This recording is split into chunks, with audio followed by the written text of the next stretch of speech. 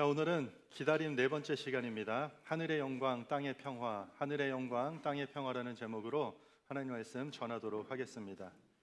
저희가 읽은 오늘 본문에 보면 목자들이 등장합니다. 그런데 그 목자들은 밤에 무언가를 지키고 있습니다. 우리 8절에 읽었듯이 그 지역의 목자들이 밤에 밖에서 자기 양떼를 지키더니 라고 기록하고 있습니다. 우리에게 성탄절 밤 하면 어떻습니까? 목자들 이야기하면 참 낭만적으로 생각되지 않습니까? 마치 크리스마스 연말에 예쁜 카드 속에 그려진 평화로운 풍경처럼 우리는 느껴집니다. 하지만 당시 이 밤에 양떼를 지키던 목자들의 밤은 그렇게 낭만적인 시간은 아니었습니다. 목자들에게 있어서 밤은 사투의 현장이었습니다. 치열한 사투의 현장이 바로 밤이었습니다. 맹수와 도둑으로부터 내가 지키고자 하는 그 양을 지켜야 하는 일종의 만성적인 긴장이 흐르는 시간이었습니다. 혹여나 내가 양을 잃게 되면 당장 생계가 흔들리는 막막함이 공존하는 현장이 바로 양떼를 지키는 그 밤이었습니다. 그 밤은 겉으로 보기에는 평온하고 평범한 밤인 것처럼 보이겠지만 사실 그 속에는 언젠가 터질지 모르는 일종의 불안으로 가득 차 있었던 그런 밤이었습니다. 어쩌면 우리도 마찬가지입니다. 남들 보기에 평범한 하루처럼 흘러가는 것 같지만 우리 속에도 각자의 양떼를 지키기 위한 긴장과 염려가 우리 삶 속에 녹아들어 있습니다. 직장에서는 나의 업무를 지키고, 또 가정에서는 어떻습니까? 내 가정과 또 자녀들을 지켜야 하고, 건강을 지켜야 하고, 때로는 내 자존심, 커리어를 지키기 위해 우리는 밤잠을 설칩니다. 그 시간을 보낼 때 우리는 내가 정말 잘하고 있는 것일까? 이걸 놓치면 어떡하지 하는 불안이 어쩌면 우리 일상의 평범한 삶일지도 모릅니다. 우리 앞에 앉아있는 청소년들 어떻습니까? 성적을 지키느라 수고하고 있지 않습니까? 잘 지켜집니까? 고개를 숙이지 마시고 고개를 다 드세요. 친구 관계 지키느라 늘 마음이 조급한 시기도 청소년의 시기입니다. 겉으로는 우리는 아무렇지도 않은 것처럼 웃고 있지만 속으로는 혹시나 내가 지키고 있는 것들을 잃게 되면, 내가 지켜야 되는 것들이 무너지면 어떡하지 하는 두려움이 우리를 자주 놓아주지 않고 있습니다. 그런데 여러분 한번 생각해 보세요. 만약에 우리의 인생이요, 무언가를 지키기 위해 매일 날마다 전전긍긍하다가 그저 이대로 시간이 흘러서 끝이 난다면, 그냥 그런 긴 밤의 시간들만 보내다가 우리 인생이 거기서 끝난다면 우리 인생이 얼마나 허망하겠습니까? 지키고 또 지키다가 결국 빈손으로 저무는 것이 우리의 인생이라면 인생의 허무함을 우리는 노래할 것입니다. 그 허망한 긴장의 밤이 바로 이 목자들이 양떼를 지키는 그 밤이었습니다. 바로 그곳이 우리가 오늘 성탄절이라고 하는 그 성탄절의 이야기가 시작되는 바로 그 지점입니다. 오늘 우리는 이 일종의 긴장과 염려의 밤 한가운데서 하나님께서 무엇을 가지고 이 목자들에게 들어오셨는지, 그분이 우리에게 또 이 사건을 통해서 어떤 말씀을 들려주시는지 우리는 주목해야만 될 것입니다. 그렇게 긴장과 이 염려가 일상이 되어버린 목자들의 밤에 갑자기 하늘에 영광이 비칩니다. 우리 9절 한번 다시 읽어볼까요? 화면을 보시고 시작.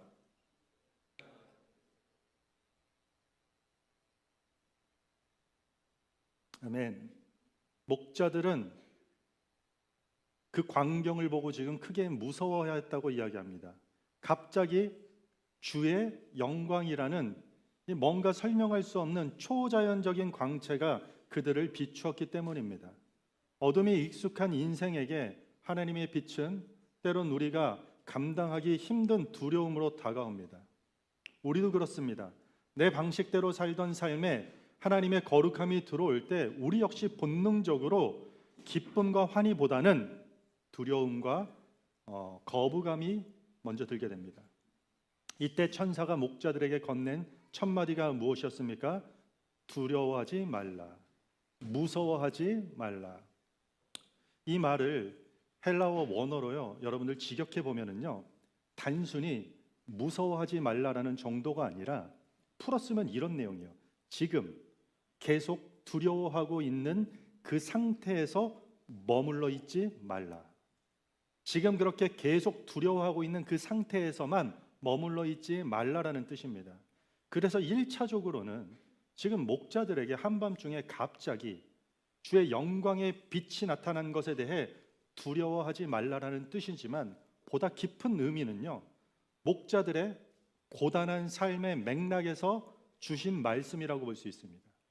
한마디로 너희 인생을 오랫동안 짓눌러 온 그 만성적인 두려움과 긴장 가득한 그 상태에서 이제 벗어나도 된다라고 하나님이 선언해 주는 이야기입니다. 목자들이 매일 밤 맹수와 추위에 떨면서 양을 지키던 그 고단한 긴장과 염려의 밤을 하나님이 계속해서 보고 아셨다라는 뜻입니다. 너의 인생을 지키고 애쓰던 그 두려운 밤을 이제 내가 끝내러 왔다는 선언입니다. 지금 그 선언과 함께 어떤 일이 일어납니까? 예수 그리스도가 오신 사건을 선포하게 됩니다.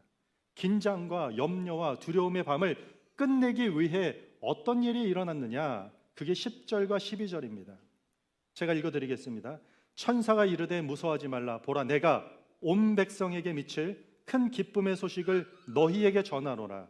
오늘 다윗의 동네에 너희를 위하여 구주가 나셨으니 곧 그리스도 주시니라.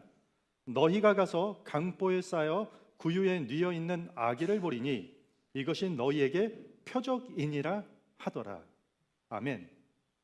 천사가 전한 소식의 핵심은요, 너희를 위하여 세이비어, 구주가 나셨다라는 것이에요. 구주가 나셨다. 구주는 우리를 지키고 구원하시는 분이라는 뜻이죠. 지금까지 목자들은 자기 힘으로 양을 지키느라 밤을 지새우는 게 그들의 평범한 일상이었습니다. 한순간도 마음 놓고 눈을 제대로 붙이지 못한 채 내가 내 삶을 스스로 지켜야 한다라는 일종의 압박 속에서 그 매일매일 밤을 지새웠던 것이에요. 그런데 이제 너를 지키려는, 스스로를 지키려는 그 지독한 수고를 이젠 좀 멈춰라. 이제는 내가 너희를 지키러 왔다라고 말씀하시는 것입니다.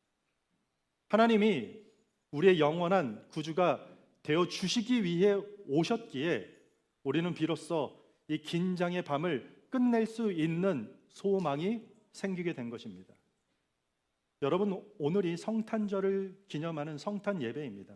성탄절은 하나님께서 우리 인생에 찾아오셔서 이제 그만 염려해도 된다, 이제 그만 걱정하고 이제 그만 불안해해도 된다, 이제 그만 긴장해도 된다라고 우리의 어깨를 다독이는 그 의미를 담고 있는 날이 바로 성탄절입니다. 그런데 여기서 가장 중요한 것은요, 하나님이 먼저 찾아왔다라는 사실입니다.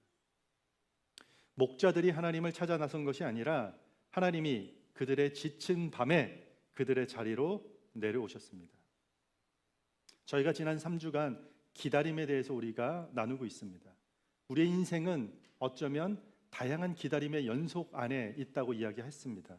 그런데 그 인간의 기다림보다 하나님의 찾아오심이 먼저였다라고 성경은 이야기합니다. 그 기쁜 소식과 위로의 메시지 뒤에 천군 천사들의 거대한 찬양이 이어집니다. 14절 함께 읽어보겠습니다. 오늘의 핵심 구절입니다. 시작.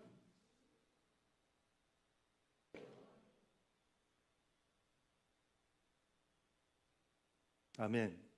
이 찬양 속에 성탄의 가장 중요한 한 가지 원리가 들어 있습니다. 하나님의 영광은 내려오는 영광이다. 하나님의 영광은 내려오는 영광이다라는 뜻입니다. 이게 무슨 뜻입니까? 우리가 생각하는 일반적인 영광은요, 높아지는 것입니다. 하염없이 높아지는 것입니다. 왕이 보좌에 앉아서 군림하는 게 영광이죠. 모든 사람이 그 사람의 발 앞에서 굴복할 때 왕과 그 사람의 영광이 나타나는 것이죠. 그래서 영광의 자리를 생각하면 우리는 항상 큰 건물이나 화려한 성공이나 어떤 스포트라이트를 받는 자리를 생각합니다. 하지만 오늘 본문에 나타난 하나님의 영광이 어디를 비춥니까? 화려한 예루살렘 왕궁을 비춥니까? 그렇지 않죠. 베들레헴이라는 작은 마을, 그 중에서도 초라한 마을 구유를 비추고 있는 것입니다. 하나님이 우리에게 얼마나 위대하신지를 알려주시려고 어떤 파워를 자랑하시려고 오신 이야기가 아니에요. 성찬절의 의미는 하나님이 우리에게 얼마나 가까이까지 올 수 있는지를 알려주시기 위해 그 사랑을 증명하러 오신 사건이 성탄절인 것이죠. 가장 높은 곳의 영광을 떠나 가장 낮은 자리로 내려오셨다라는 사실 자체가 성탄절이 보여주는 사랑의 극치입니다. 이번 올 한 해 저희 주제가 사랑에 대한 이야기를 계속해서 나누고 있습니다. 그런데 그 사랑의 끝은 하나님이 인간의 몸으로 가장 높은 영광의 자리가 가장 낮은 인간의 자리로 내려왔다라는 것입니다. 그래서 성탄의 영광은요, 어떤 눈부신 스포트라이트보다는 낮은 곳을 비추는 일종의 작은 스탠드 조명과 같은 것입니다. 왜 하나님은 이 작고 조용한 곳을 비추는 방식을 선택했을까요? 왜 높은 곳을 조명하시고 왜 높은 곳을 찬양하지 않고 그렇게 낮은 곳을 빛을 비추시는 모습으로 선택하셨을까요? 왜냐하면 거기에 하나님이 창조하신 평화의 비밀이 거기 숨겨 있기 때문입니다. 스포트라이트가 비치는 곳에 우리가 서려면은요, 우리는 박수 받을 만한 성과와 그럴 만한 자격과 그럴 만한 표를 얻을 자격이 있어야 됩니다. 그래서 그 자리에 서기 위해서는요, 늘 불안해요. 그리고 한번 섰으면 그것을 지키기 위해서 우리는 날마다 두려움과 불안함 속에서 살아야 되는 것이죠. 그 빛에서 밀려나지 않으려고 끊임없이 경쟁하고 자기를 증명해야 되기 때문입니다. 그곳에 설령 사람들이 열광하는 영광이 있을지 몰라도 평화는 없습니다. 여러분, 예수님이 오신 당시는요, 로마 시대였습니다. 그리고 로마 제국이 이런 걸 전 세계에 외쳤던 시대였습니다. 들어보셨나요? 팍스 로마나, 로마의 평화를 외쳤습니다. 그런데 그 평화가 어떤 것이었습니까? 로마의 힘으로 억누른 평화였습니다. 당시 로마의 평화는요, 아주 명확했어요. 반항하는 자에게는 군사력으로 짓밟고 말을 듣지 않으면 십자가에 매달라 죽여버렸습니다. 그리고 아무도 더 이상 저항하지 못하고 조용해진 상태를 이것이 평화다라고 선언했던 시대였습니다. 여러분, 이것이 정말 평화입니까? 총을 겨누어서 자녀들이 싸우지 않는다면 그것이 가정의 평화라고 누가 부르겠습니까? 공포죠. 우리가 일하는 직장 생활은 어떻습니까? 성과를 내지 않으면 당장이라도 내쫓겠다라는 그런 서슬퍼런 감시 속에서 조용한 것이 직장의 평화입니까? 평화가 아니라 엄청난 프레셔죠. 압박이죠. 세상이 말하는 평화는 항상 늘 이런 식입니다. 문제가 없어야 평화라고 생각하죠. 수단과 방법을 동원해서 문제가 없으면 평화라고 생각해요. 네가 힘을 가져야 평화고 남보다 네가 우위에 서야지 평화다라고 이야기하죠. 그래서 우리는 평화를 얻기 위해 또다시 누군가와 싸워야 하고, 그렇게 얻은 자리, 그렇게 남들이 추앙하는 그 영광의 작은 자리에서 그 자리를 지키기 위해 긴장해야 되는 모순에 다시 빠지게 되는 것이죠. 하지만 오늘 성경이 선포하는 평화, 하나님이 주시는 평화는 근본부터 다릅니다. 근본부터 다릅니다. 하나님의 전능한 팔로 우리를 억누르는 것이 아니라 우리와 눈높이를 맞추기 위해서 기꺼이 인간의 모습으로 누추한 곳까지, 그리고 아기의 눈높이로 마구간에서 몸을 낮추신 공감의 평화입니다. 우리가 숨을 쉬는 일상의 한복판, 그리고 가장 낮은 좁은 말구유까지 비집고 들어와서 우리 곁에 살을 맞대고 누우신 이 밀착된 평화를 뜻하는 것입니다.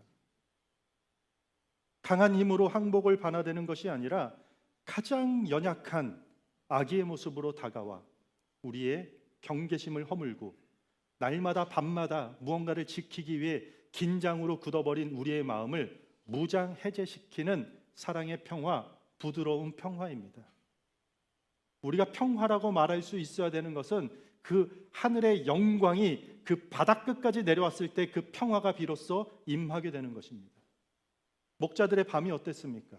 들판의 밤은 여전히 춥고 위험하지만 하나님이 나와 함께 하신다라는 그 확신 때문에 누리는 그 흔들리지 않는 샬롬, 그 평안이었던 것입니다. 그래서 하늘의 영광, 그게 뭐라고요? 그것은 하나님의 낮아짐인 것이에요. 하나님의 낮아짐이, 사랑이 그렇게 선포될 때 그 영광은 우리 삶의 평화의 일종의 강줄기가 돼서 흘러내리게 되는 것입니다. 내가 나의 영광을 위해 살면 주변엔 경쟁과 비교만 남죠. 그리고 그 경쟁과 비교 속에서 불안한 밤을 날마다 지키기 위해서 애써야 되는 그 수고로운 밤들이 지속되게 되는 것이죠. 하지만 우리가 하나님의 영광을 바라보면 우리가 낮은 곳으로 향할 때 우리는 주변에 비로소 평화의 씨앗이 심겨지게 되는 것입니다. 가정에서도 마찬가지입니다. 내가 이기려고만 하면 집안은 전쟁터가 됩니다. 그런데 하나님 앞에서 한 걸음 낮아질 때 비로소 부모와 자식 간에, 부부 간에 대화가 열리고 오해가 풀리고 평화의 공간이 조금씩 마련되게 되는 것입니다. 학교와 직장도 동일합니다. 누가 더 인정받느냐의 싸움 대신 서로를 세워주려는 그 마음이 시작될 때 그 직장과 그 학교 가운데 샬롬, 평화가 시작됩니다. 우리는 지난 3주 동안 완벽한 하나님의 타이밍을 믿고 그리고 그 시간을 혼자가 아닌 함께 기다리는 힘에 대해서 배웠습니다. 그래서 결국 우리는 그 역사의 전환점으로 오신 예수 그리스도를 내 인생의 전환점으로 모셔야 한다라는 메시지를 들었습니다. 왜냐하면 그 예수님 안에서 우리가 진정한 평화를 누릴 수 있기 때문입니다. 여러분들은 요즘 무엇을 지키며 살고 있습니까? 여러분들이 매일 밤 아침 저녁으로 지켜야 될 게 무엇입니까? 아직도 홀로 무거운 짐을 지키느라 긴장과 염려 속에 여러분들 살고 계십니까? 그렇다면 이번 성탄절이 여러분들에게 조금이나마 위로와 소망이 되면 너무 좋겠습니다. 이제 그만 긴장하시고 이제 그만 염려하시기 바랍니다. 여러분이 여러분의 인생을 지키기 위해 애썼던 그 고독한 밤은 언젠간 무너지고 언젠간 완성되지 못하고 죽음 앞에 다 끝이 나게 됩니다. 이제 하나님이 우리를 지키기 위해 오셨다라는 성탄절의 메시지를 여러분들이 받아들이시기 바랍니다. 왜냐하면 성탄절의 핵심은 평화입니다. 평화. 이 평화는 내 상황이 좋아져서 얻게 되는 평화가 아니라 평화의 왕이신 예수님께서 내 곁에서 함께 계시기에 우리가 비로소 누릴 수 있는 그런 평화입니다. 하늘의 영광이 여러분들의 삶에 평화로 흐르기를 소망합니다. 이번 성탄절 어떻게 보내면 좋을까요? 매년 연말이 되면 여러분들이 보내게 되는 성탄절이 있습니다. 긴 기다림의 끝에 오신 예수님을 진지하게 여러분들 삶 가운데 맞이하시면 좋겠습니다. 그러면 그때 하늘의 영광이 여러분들의 깊은 고뇌의 밤, 불안의 밤, 긴장의 밤 속으로 뚫고 들어와서 평화가 흐르는 그 세상 어디에서도 맛보지 못한 그 평화를 여러분들 누리게 될 것입니다. 이 평화를 모르면 신앙생활 결코 1년 아니 한 달도 버티기 어렵습니다. 하나님이 주시는 그 평화 속에서 여러분들이 소망을 갖고 그 지켜야 이 살아남을 수 있는 이 세상을 우리가 넉넉하게 나누고 양보하고 격려해주고 누군가를 끌어주면서 우리가 전진할 수 있을 것이라 확신합니다. 긴 기다림의 끝에 오신 그 예수 그리스도를 이번 성탄절에 다시 한번 여러분들의 삶에 진지하게 맞이하시기 바랍니다. 그분이 저는 못하고 옆에 있는 사람들은 못하겠지만 그 하나님이 여러분들의 긴장과 염려를 걷어주실 것입니다. 오늘 저녁에 각자의 자리에서 아무도 보지 않는 곳에서 기도하면 좋겠습니다. 하나님, 이 땅에 하나님의 영광이 우리 삶의 그 불안한 밤에 우리에게 평화를 주시러 오신 그 하나님의 영광이 사실이라면 내 삶 속에 임하여 주세요. 10초만 기도하셔도 됩니다.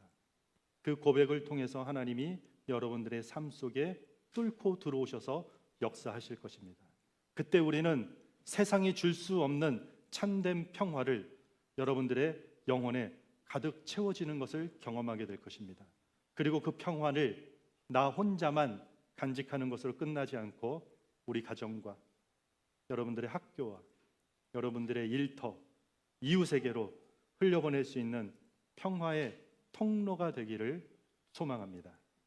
이번 성탄 주일에 하늘의 영광이 여러분들 각자의 자리에서 땅의 평화로 이어지기를 주님의 이름으로 축복합니다.